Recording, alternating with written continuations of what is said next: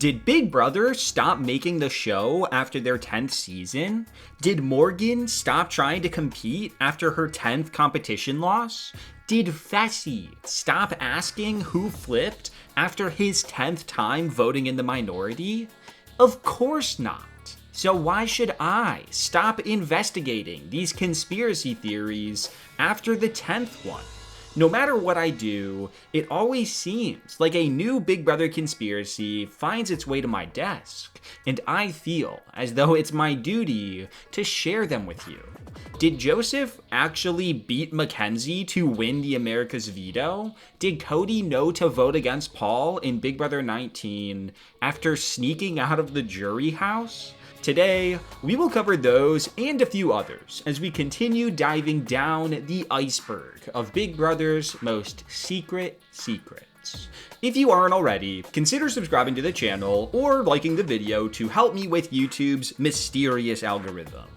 And without further ado, for the 11th time, here are 5 conspiracy theories about Big Brother.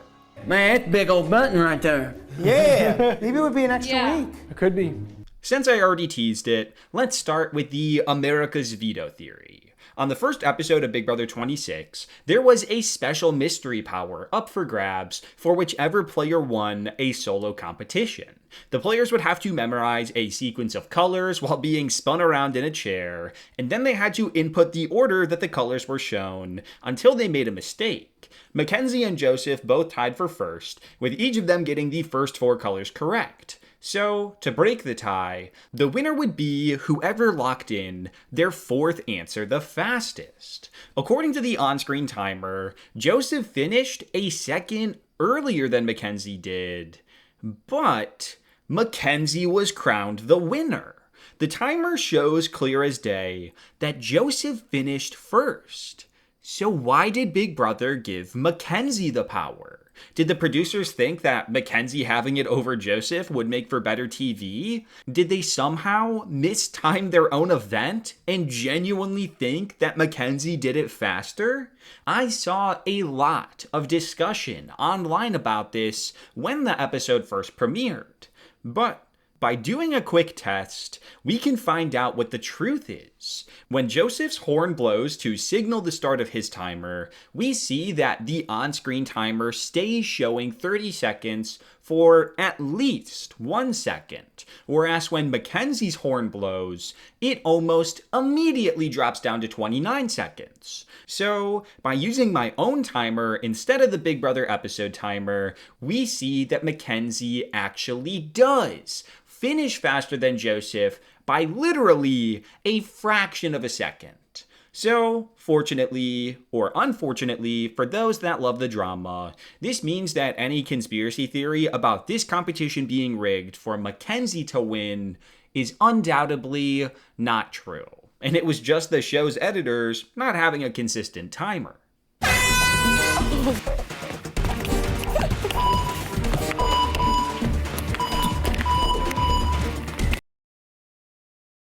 Up next, we have a conspiracy theory revolving around a vote that is actually really sad if true, because for a long time, this was one of the most interesting and fun voting situations ever. The theory in question is that the producers in the diary room strongly pushed for Eric Stein to stay in week 5 of Big Brother 8, leading to the vote flipping and Eric staying in a very close 4-3 vote. It was the final 10 of Big Brother 8, and Eric had just been nominated at the veto meeting as the backdoor target, which was pretty much a death sentence, as it had a 0% survival rate at this point in Big Brother history. Eric, however, was an exceptional Big Brother player, and he still had some allies in the house, so even after a sticky situation arose between Eric and Amber, Eric was able to muster up the 4 necessary votes to stay, and Kale was evicted in a 4-3 vote instead. This was a pretty monumental moment, as this was the first time that someone had ever survived a backdoor attempt, something that wouldn't be replicated for another 8 years after the fact. However, after looking into it a little more, it seems that Eric's survival may not have been as natural as I once thought. According to an article, as well as some comments revolving around the live feeds from that week, there were numerous instances where it seemed that a player may have been influenced by the diary room to vote for Eric to stay. Jen supposedly came out of the diary room at one point and straight up said that the DR wanted her to keep Eric. But Jen didn't end up voting for him to stay. However, there are also reports of both Jamaica and Amber, two people who did vote for Eric to stay, airing their frustrations with the producers' conversations about Eric in the diary room.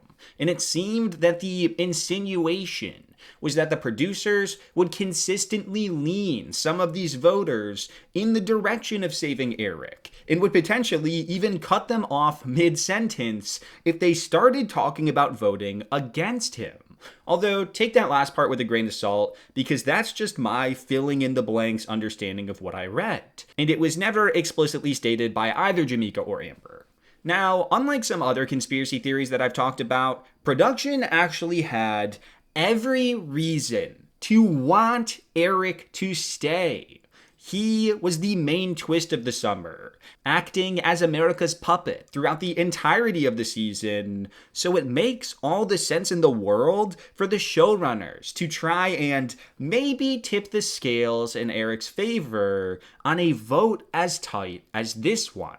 So, because there are numerous accounts from multiple of the potential voters about the diary room seemingly trying to sway them into keeping Eric, I do kind of believe that this conspiracy theory is true. I'm sorry, but Eric, I choose to nominate you. America's player is in danger. Who will be evicted from the Big Brother house, Eric or Kale? I just want you to know, had I not sworn on my daughter's life to vote you in this week, I would be voting you out. You got Nick out of here. You set him up. You're a piece of... And you're going home. I hate you. Please cast your vote to evict now. I vote to evict Kale. By a vote of 4-3, Eric, you are safe. Kale, you've been evicted from the Big Brother house. Up next, we have one that, as far as I'm aware, is almost completely baseless. But something was said with such confidence that it caught my attention enough to warrant covering it. And that's the conspiracy theory that in Big Brother 15, the producers would have brought Elissa back into the game if she was evicted in the pre-jury. For those that don't know, Big Brother 15 featured an all-newbie cast with one semi-exception.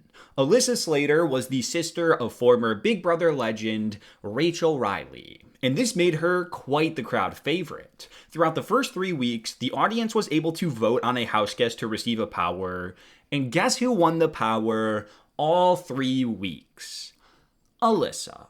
But Elissa's popularity with the outside world didn't extend to the players in the house. She was almost immediately a house pariah, and she was the central house target throughout the first bunch of weeks, only narrowly surviving the first 2 eviction votes, in large part due to the power that she received from America.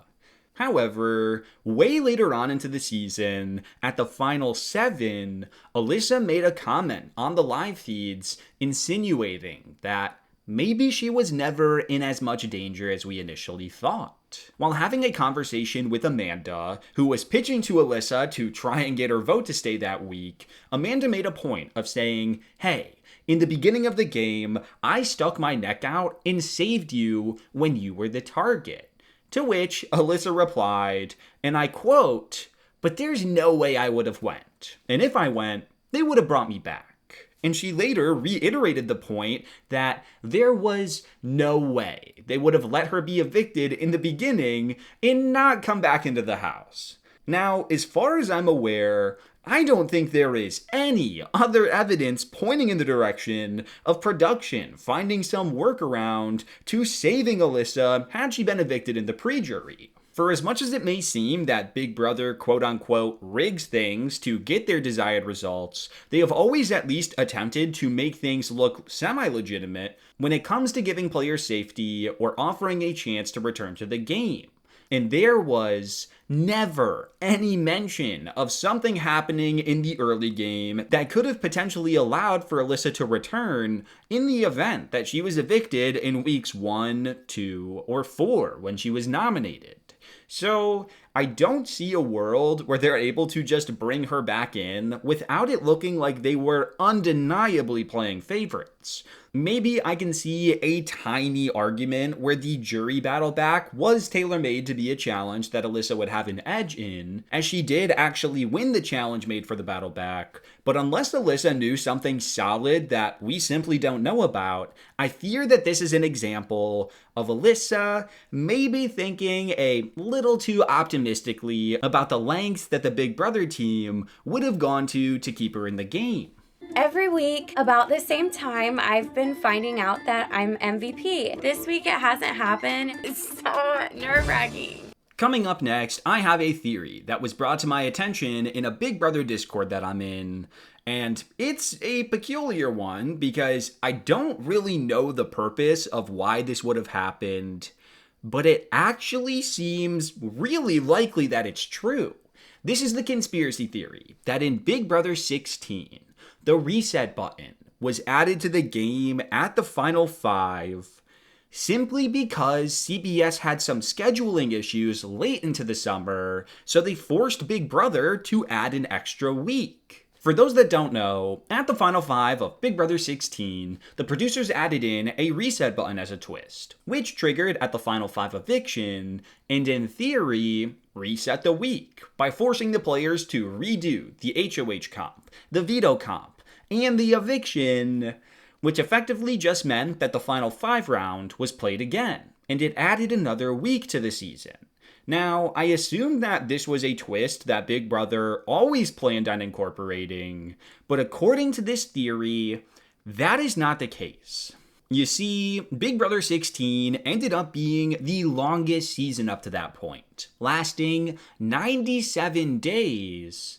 And you would think that Big Brother would have highlighted that at the beginning of the season, because they did that for both Big Brother 15 and Big Brother 17, but they didn't do it for Big Brother 16. From what I can tell, I think the reason that they didn't market Big Brother 16 as the longest season ever is because they didn't know that it would be. Rather, I think that they thought that it would only last for 90 days, the same as Big Brother 15, and I've got a little evidence for that. On June 24th of 2014, the day before Big Brother 16 premiered, CBS rolled out some of their fall schedule for the year. And while no finale date for Big Brother was announced, the entire primetime schedule from September 21st through September 26th was. And the key date to look at is Wednesday, September 24th. If Big Brother 16 was always planned to be 97 days, then this is where the finale was supposed to be. But it wasn't. And in its place were 2 things. The Survivor San Juan del Sur premiere from 8 to 9, and the Extent finale from 9 to 11, which clearly shows that there was no room for a Big Brother finale that night. The slot for Wednesday, September 17th, was still open and available though, so many fans believed that that would be the likely date of BB16's finale, which, again, would put the season at 90 days. However, on August 4th, CBS rolled out more of their fall schedule, and in a surprise twist, there was a schedule change. The Extent finale was being shifted from September 24th up to September 17th, and the Big Brother 16 finale was now officially listed as September 24th, following a now extended 90-minute premiere of Survivor San Juan del Sur. This came to the surprise of a lot of people, but I have a theory. As it turns out, Extent was performing really well, becoming the most watched new series of the summer. So my guess is that initially, the BB16 finale had an unwritten date of September 17th. But because it would be an extended episode, there wouldn't be a slot for Extent that week. However, because Extent was doing so well, CBS didn't want to make the viewers wait a whole week to watch the finale, all because of Big Brother. So, I'm guessing that CBS chose to move up the Extent finale to capitalize on the show's success, and because of it, Big Brother's finale got pushed back a week to September 24th, which meant that Big Brother needed the season to extend by 7 days. Now, finally, we can get back to the reset button. Because the schedule announcement was made after the season had started, this meant that the producers needed a quick and easy way to extend the season. And what easier way to do that than by having a reset week? This way, they wouldn't have to create any new competition sets since they were literally reusing the exact same one from the week prior, and it would be the perfect way to fill in 7 extra days. So, as far as conspiracy theories go, I genuinely think that this is a slam dunk yes. And if any of you out there are huge Frankie Grande fans, then you can blame Extent's success for his eventual eviction. It's the next big twist of the summer, and it's called the Big Brother Rewind. No. The game has officially been rewound 1 week, and you will replay the entire week. What? And lastly, like some past theories, we have one that, if true, could have been the $500,000 difference maker for somebody. And that's the theory that in Big Brother 19, Cody knew to vote against Paul in the final 2 after learning about Paul's unpopularity with the audience after sneaking out of the jury house. Okay, I know that was a lot all at once, so let's start at the beginning. During Big Brother 19, Cody and Jessica fell in love and became the prominent showmans fighting against the house in the first half of the season. Jessica was voted out in the pre-jury, and Cody was voted out as the first juror. But even with their early-ish exits, the Amazing Race casting team knew that they wanted them on the next season pronto. Now, the only problem with that is that the next season of The Amazing Race, season 30, was set to start filming just 10 days after the Big Brother 19 finale. This was no problem for Jessica, since she was out in the real world and could get all her necessary documents easy peasy. But this was a problem for Cody, because he was trapped in the jury house and not actually allowed to leave or have contact with the outside world. So, according to this Instagram story that Cody posted, he had put on a disguise and legitimately snuck out of the jury house so that he could run to some American Automobile Association branch and get an international driver's license that he would need for the Amazing Race. This is already quite wonky stuff, and I am just taking Cody's word here. But none of this is even the conspiracy theory part. According to Cody, while he was waiting in line to get his license, he learned some intel about what was happening on Big Brother 19 that he 100% was not supposed to know. Now, I read about this roughly 3 years ago, and I searched really hard for the initial post that I saw about this, but it's evaded my grasp. So take this next part with a grain of salt because it's all based on my hazy memory. From what I can recall though, I remember reading a second post where Cody stated that maybe the person standing in front of him in line had something about Big Brother up on his phone. And Cody, still in his disguise, asked him about his thoughts on the current season. And the person started talking about how they were a big Jess and Cody fan, how they didn't like how Paul was masterminding the whole season, and that they hoped Paul would lose. Now, like I said, this is all based on my hazy recollection of a second post I saw over 3 years ago, so the exact phrasing or even the specific topic that Cody asked about might be completely different. But I'm fairly certain that the main point was that Cody learned about Paul's unpopularity with some of the audience. So, with this new intel, Cody felt more set on voting against Paul if they were to make it to the final 2. And lo and behold, Paul made it to the final 2 against Josh, and Cody cast the deciding vote that locked in Josh's victory and sealed Paul's loss. As far as the legitimacy of this theory goes, I have absolutely no idea. All of this is based off of one short post that Cody himself made that I don't think has ever been proven true, even if it does make some sort of sense due to the scheduling of Big Brother 19 and The Amazing Race 30. But even if that initial post is true, it doesn't prove the actual theory that I brought up, as that came from the second post that I couldn't find today and I only remembered. So for me, I would say that if I'm remembering the post correctly, then I'd actually be kind of inclined to think that it's true. But as it currently stands, I need to see that evidence before I give it my full backing.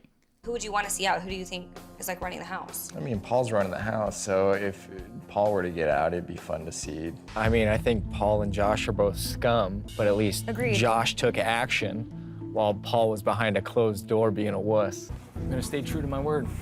Cody is the last vote. Congratulations, Josh. You are the winner of Big Brother. And there we go. I won't lie to you. It felt pretty good putting my conspiracy goggles back on. And I'm not quite ready to take them off for good yet. I've still got a couple more theories lying around that I can talk about, but I need more. So if you have a theory of your own, or something that you have seen online that I haven't covered yet, then please share it in the comments and I may end up covering it. Anyways, thank you so much for watching. If you're new here, consider subscribing.